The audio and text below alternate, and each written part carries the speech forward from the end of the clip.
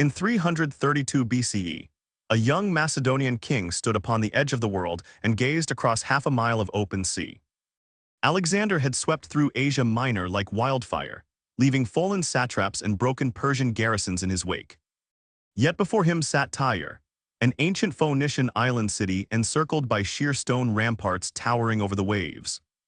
When Alexander demanded entry to sacrifice at their holy temple, the Tyrian envoys politely refused, trusting in their impenetrable sea. To leave Tyre unconquered was to invite the Persian navy to strike his rear. Alexander made a decision that defied human reason. If the ocean kept him from the city, he would simply erase the ocean. He would build a massive land bridge across the sea.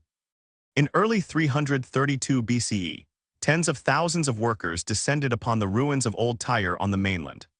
Entire ancient temples and palaces were dismantled to supply rock, soil, and massive cedar trunks from the nearby Lebanese mountains.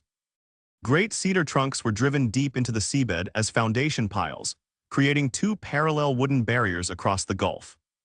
At first, progress was swift. In shallow water near the shore, the causeway advanced dozens of yards each single day. From their high battlements, the Tyrians initially watched with mockery, mocking the land-bound king who sought to conquer Poseidon. As the mole reached deeper waters, Tyrian war galleys sailed close, harassing the unprotected workers with relentless archery fire.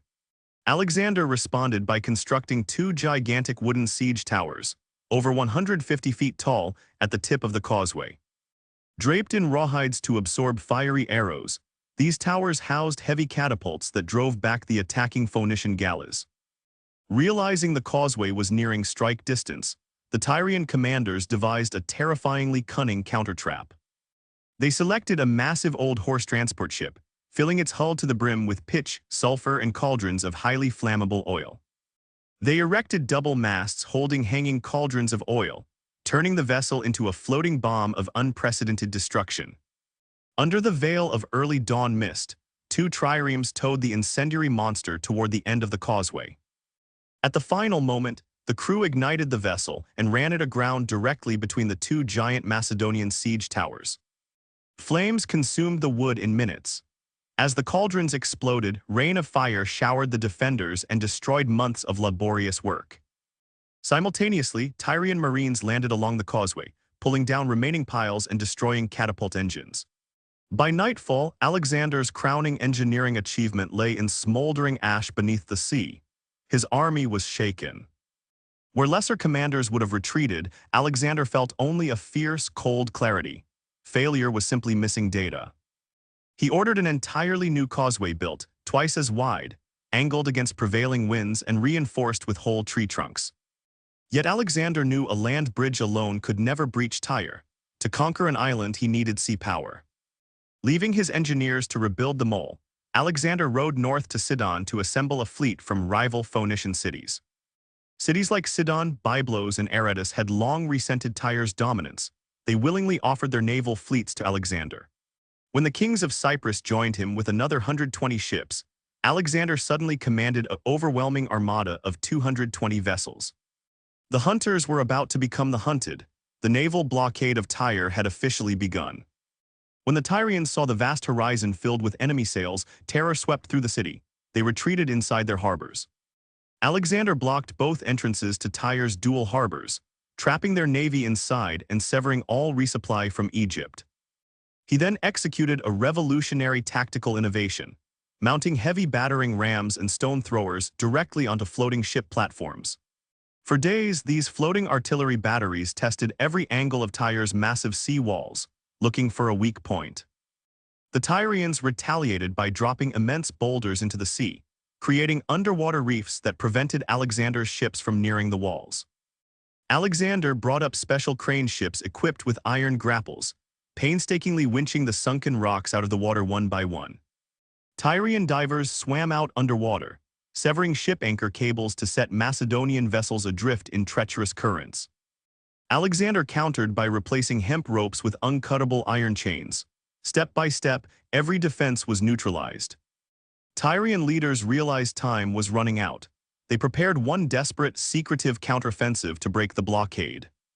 Concealing their movements behind giant sails hung across the harbor entrance, They readied 13 elite warships for a surprise breakout.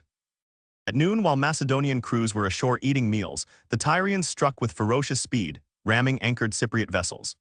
Several flagship vessels were capsized or smashed against rocks before alarms sounded across the Macedonian encampment.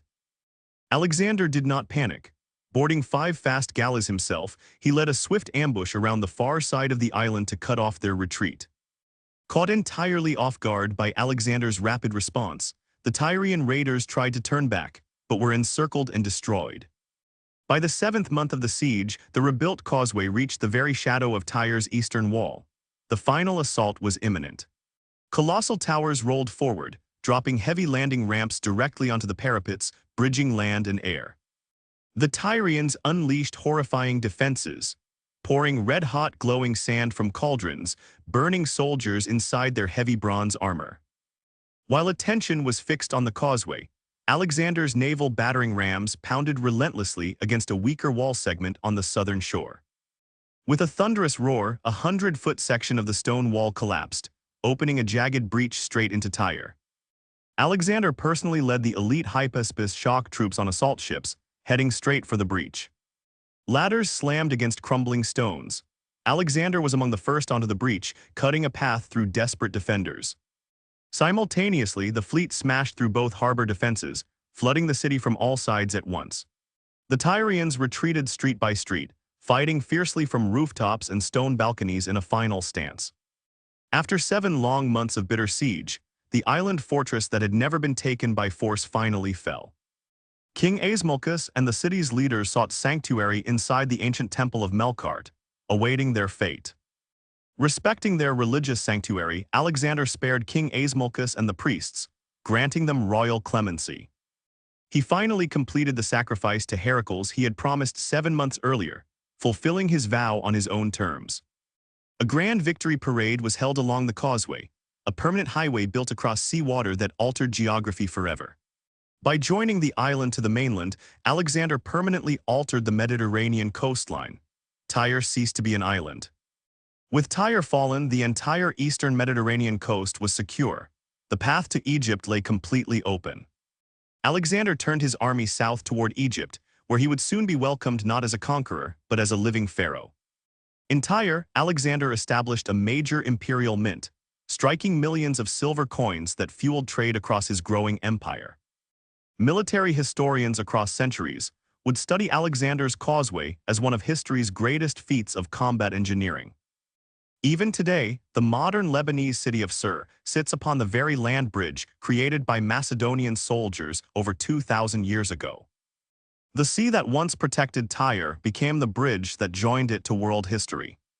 For Alexander, Tyre proved that no barrier, neither sheer walls nor fiery traps nor the ocean itself, could stop an indomitable will. It was a victory forged in relentless adaptation, genius engineering, and unyielding courage against impossible odds. The impossible causeway stood as eternal testament to a king who redefined what was possible. And thus, Alexander turned the ocean into dry land, carving his name forever into the bedrock of human legend.